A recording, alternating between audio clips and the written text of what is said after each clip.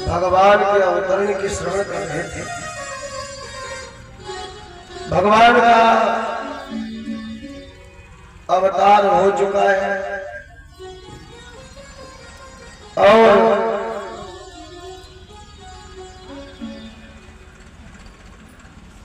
भगवान को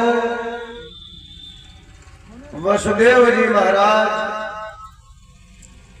रातों रात मथुरा से गोकुल में पहुंचा देते हैं, जहां गोकुल से यशोदा की जन्मी हुई बालिका लाकर आज ये वापिस मथुरा पहुंचा है। उधर नंद जी के यहाँ उत्सव मनाया जाता है और इधर वसुदेव जी महाराज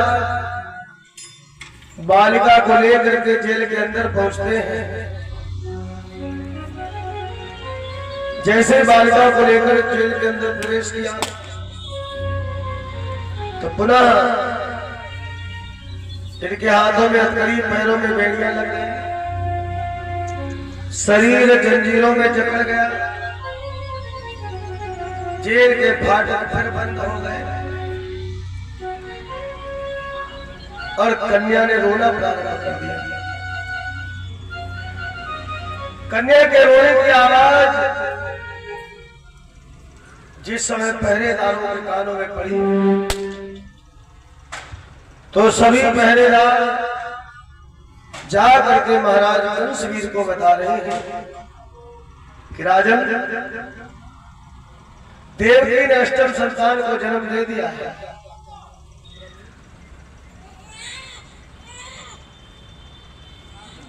अब तो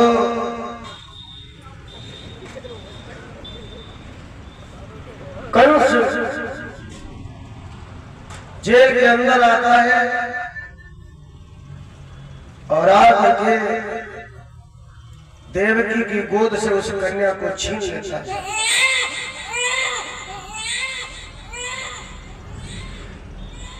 देवकी भैया प्रार्थना कर रही है, भैया इसे न मारो, ये भला तुम्हारा क्या बिगाड़ सकते हैं, ये तो बालिका है, कन्या है। किया तुम्हें न दुख पहुंचाएगी, देगी आशीष सदा।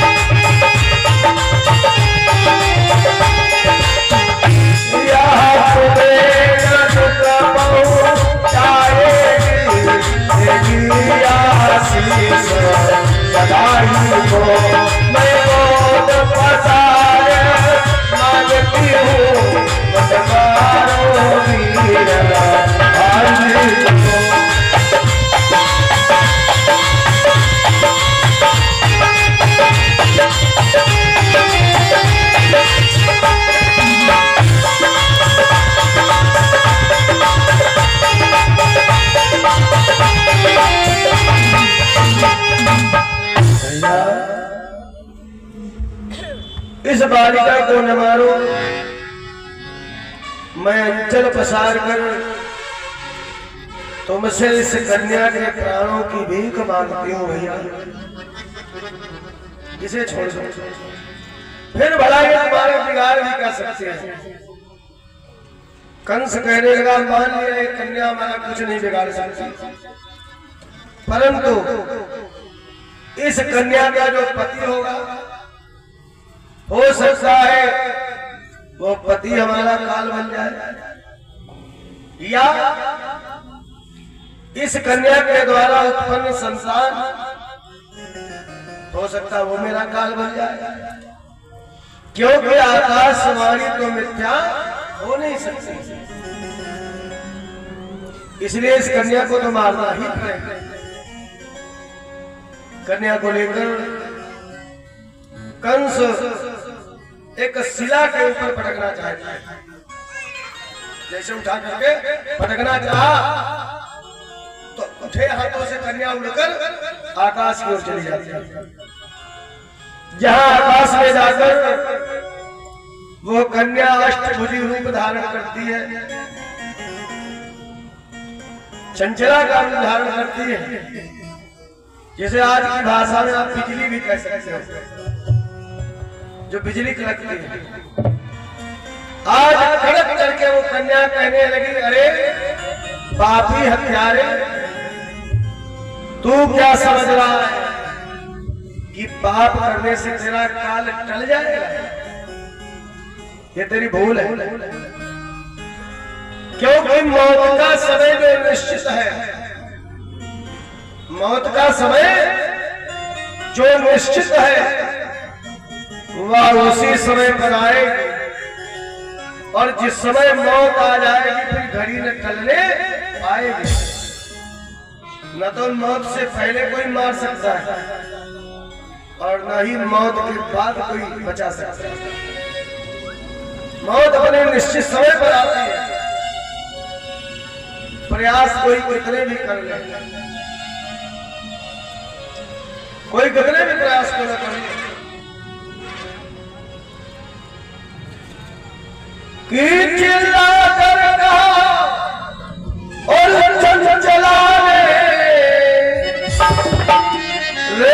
भिखारी रे मतवारे, और तेरे पैरी को और पारी रहे यादव उसी को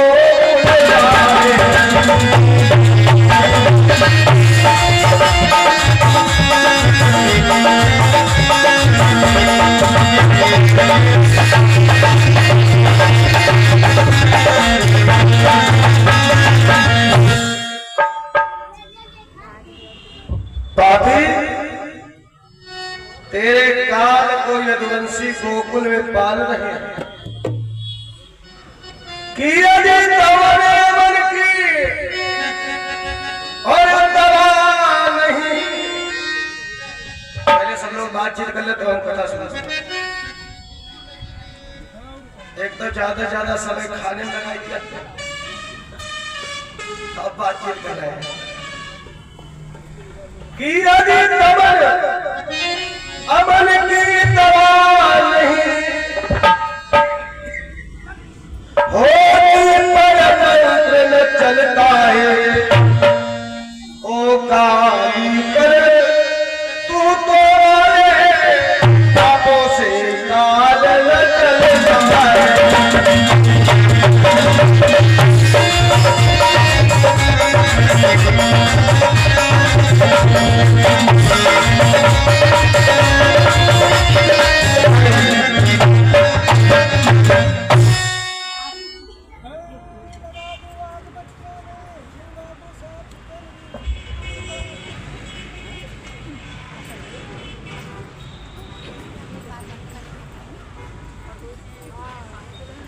भाई कितना भी बढ़िया डॉक्टर के पास चले जाओ और उससे कह दो कि हमें अमन दमन की दवा दे, नहीं मिल रहा, क्योंकि वो तो जब आपका आत्म संतुष्टि होगा तभी मिल जाएगा।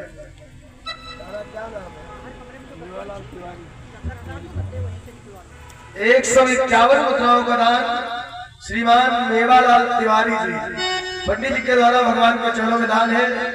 भगवान सभी मनोकामना पूरी करें।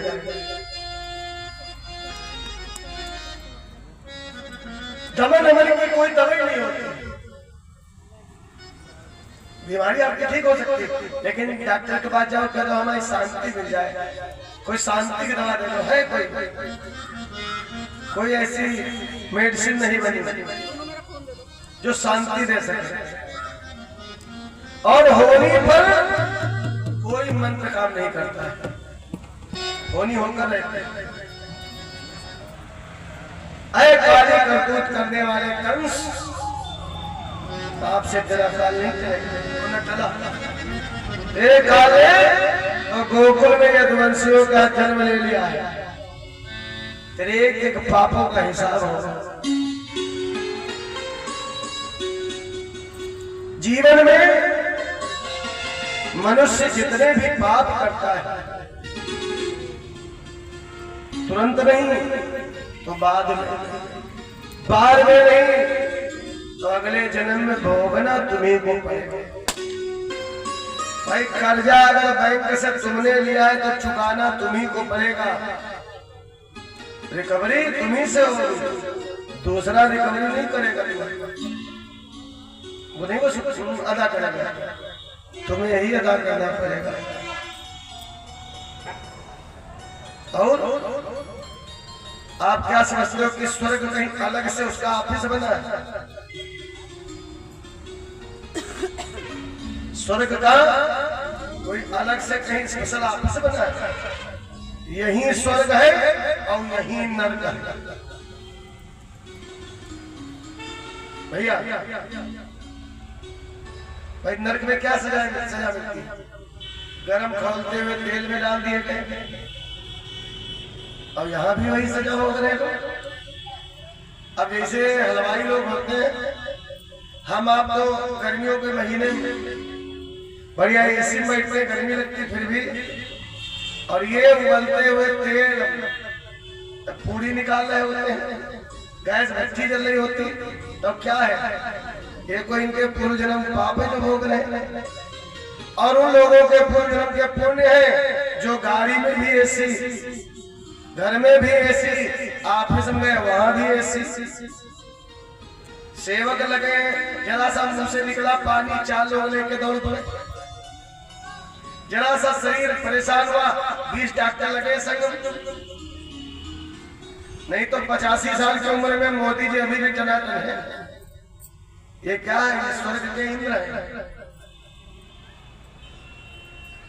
यही स्वर्ग है और यही नरक है। नरक क्या है? नरक में कहते हैं कि कीड़े खाते हैं, पता चले शरीर में कोई फोड़ा हो गया, बहुत बड़ा फोड़ा हो गया है, बुढ़ापा का शरीर, 4 पाइप लेटे पड़े, कमर भी कट गई, उसमें भी कीड़े पड़ गए, लघु शंका हो गई, पता ही नहीं चल रहा है कि हो गई, शौच हो गई, पता ही नहीं चल रहा है हो गई, पड़े उसी गंदगी में। नरक नहीं तो क्या है?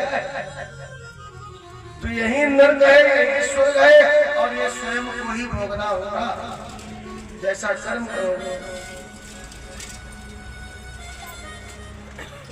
क्योंकि एक ही लाइन में, एक ही चौपाई में बाबा गोस्वामी तुलसीदास ने स्वर्ग, धर्म और अधर्म की परिभाषा दी।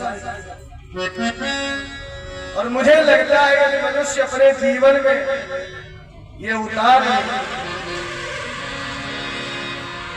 तो फिर उसे नर्क तो नहीं जाना पड़ेगा। ये कहना क्या क्या धर्म और अधर्म की परिभाषा है कि परहित सरिस धर्म नहीं भाई,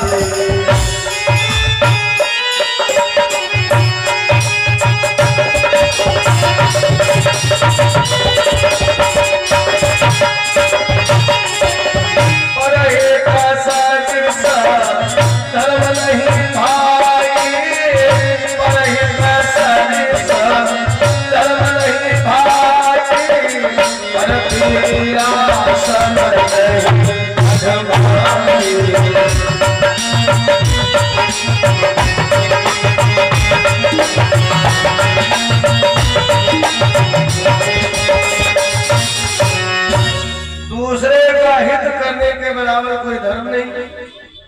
किसी को कष्ट पहुंचाना, किसी को पीड़ा देना, इससे बड़ा कोई अधर्म नहीं। अपना भोजन करने से पहले हमें थाली में झांक कर देखना चाहिए कि हमारी थाली में जो हमारे खाने की वस्तुएं रखी हैं, कहीं इस भोजन में, इस खाने में किसी जीव की हाय तो नहीं लगी, किसी जीव की बददुआ तो नहीं है इसमें। जो हम भोजन करें हमारी बुद्धि भ्रष्ट हो जाए। आज हम देखते हैं बहुत से लोग मांस का सेवन करते हैं और बड़े शौक में कहते हैं जब तो नाम बेच देते हैं।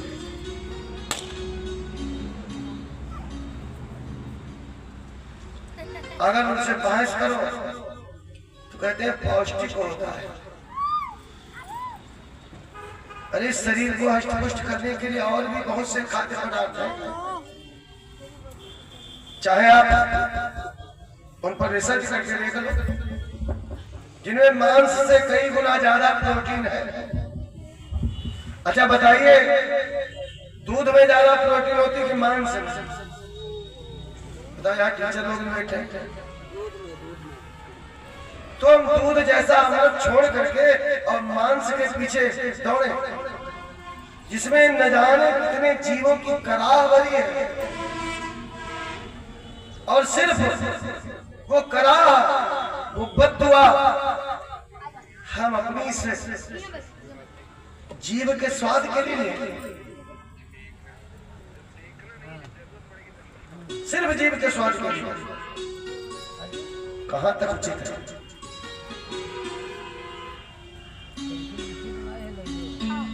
कहां तक उचित है? हमारे लिए एक जिंदा जीव हलाल कर दिया जाता है। अगर हम खरीदना बंद कर दे तो वो क्यों हलाल किया जाए? आप क्या समझते हो काटने वाले को पाप लगेगा? ना, खाने वाले को पाप लगेगा।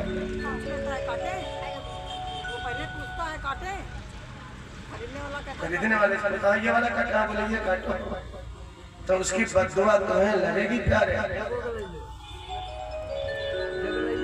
हम लोगों के पास बहुत से प्रश्न आते। आज ही सुबह जब मैं जगा हूं तो फोन आया था मेरे पास, पंडित जी हमने लड्डू गोपाल जब से पिए घर में उनकी पूजा करते बड़ा नुकसान होता है। अब बताइए क्यों हो रहा है नुकसान? पूजा में तो नुकसान नहीं होना चाहिए। हमने कहा खान पान, बोले खाया पिया तो सब जाता है। हमने कोई लड्डू गोपाल जी को विसर्जित कर दिए, पीले वस्त्र में रखे और चंदन बंदन लगा के, क्योंकि आपकी आदत छोड़ने की तो हम कहेंगे नहीं, खाए छोड़ो, उन्हीं का विसर्जन कर दिया। तो इसलिए हम अपने स्वाद के लिए प्रयास करें कि किसी जीव की कराह, आह, बद्दुआ हमें न लगे। किसी को सता करके हम पैसे न लें। देखिए, जैसे लोग कहते हैं घूस लेना गलत है। घूस भी दो प्रकार की होती है। एक घूस होती है पुरस्कार। अगर पुरस्कार स्वरूप से आपको घूस मिल रही तो कतई ले लीजिए, कोई पाप नहीं। लेकिन आपने जबरदस्ती उससे कहा कि अगर 5,000 नहीं दोगे तो तुम्हें अभी तुम्हारा चालान कर देंगे, ये पाप है। और यदि आपने कोई उसका अच्छा काम कर दिया, आपने अच्छे अधिकारी हैं, वो यदि आपने उसके बदले में कुछ दे रहा है परीक्षा से, तो वो पाप नहीं है। वो पाप नहीं है, वो पाप की श्रेणी नहीं आता, क्योंकि तो अपनी स्वेच्छा से आपको दे रहा है। तो बताइए, क्या हमें पाप या हाय लेनी चाहिए किसी किसी?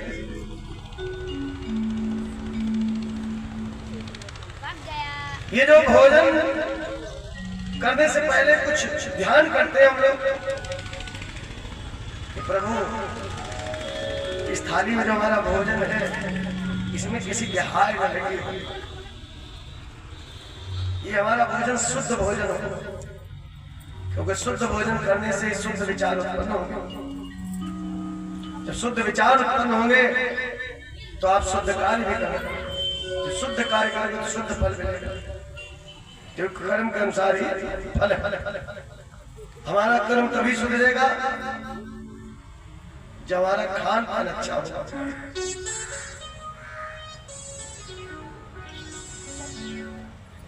सिर्फ स्वाद के लिए हम क्यों हत्या करवाते हैं? कभी कभी मोबाइल में अभिषेक बाबू के वीडियो आ जाते हैं जिनमें हम देखते हैं जिंदा कुछ चीजें जो खाने पीने वाली नॉनवेज जिंदा बेचारे डाल दिए जाते हैं खोलते हुए तेल में, वो तड़पते हैं। क्या उनके अंदर भावनाएं नहीं? क्या उनके अंदर संवेदना नहीं होती है? और हम मनुष्य होकर इतने संवेदनहीन हो जाए कि मेरे सामने एक जीव, एक जीवात्मा जो मेरे अंदर भी है, सामने वाले के अंदर भी वही आत्मा है, और हम उसे सरफाए। बोलो, क्या ये मांस खाना उचित है?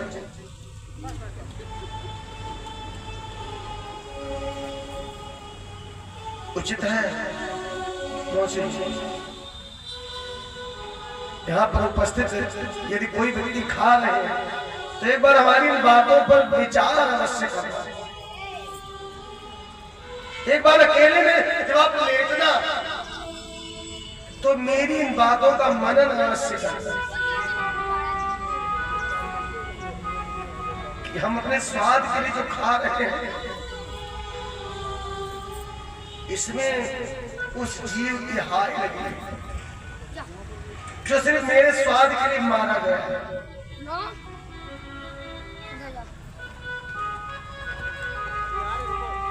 नहीं खा रहे तो वेरी गुड, बहुत अच्छे हैं। और अगर खा रहे हैं तो भगवान के सामने जाकर जितना रो सकना रो ले कि परमात्मा अभी तक मुझे ज्ञान नहीं था प्रभु, मैंने अपने स्वाद के लिए न जाने कितने जीवों की हत्या करवाई। हे नाथ, हे परमात्मा, अब हमें क्षमा कर दे।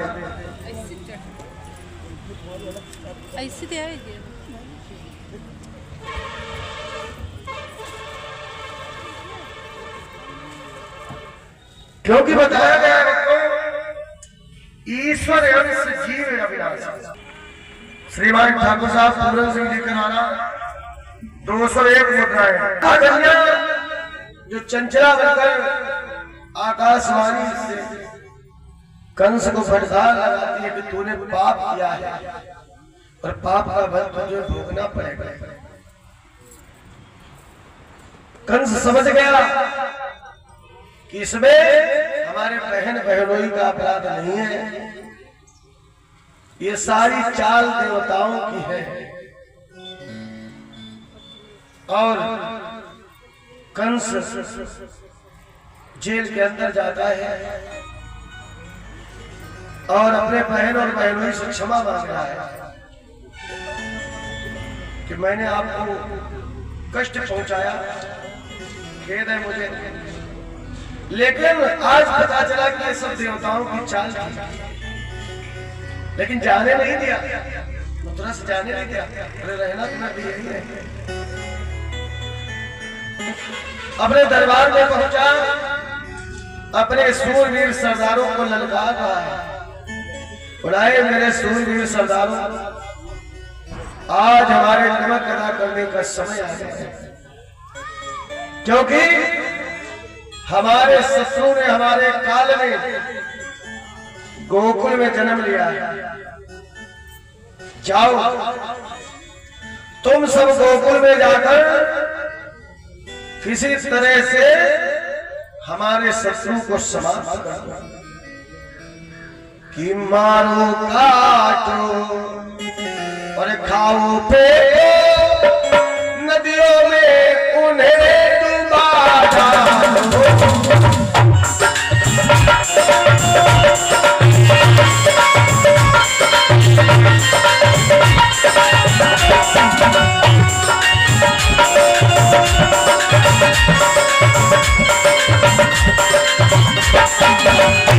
मारो काटो खाओ पे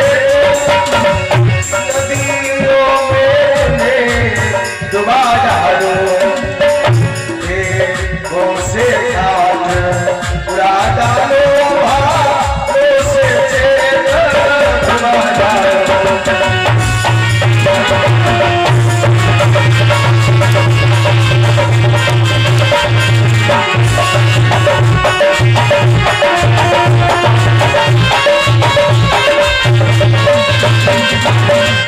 जाओ, जो भी तुम्हें 2-4 साल के जन्मे हुए बालक मिल जाए उन्हें वहीं समाप्त कर दो।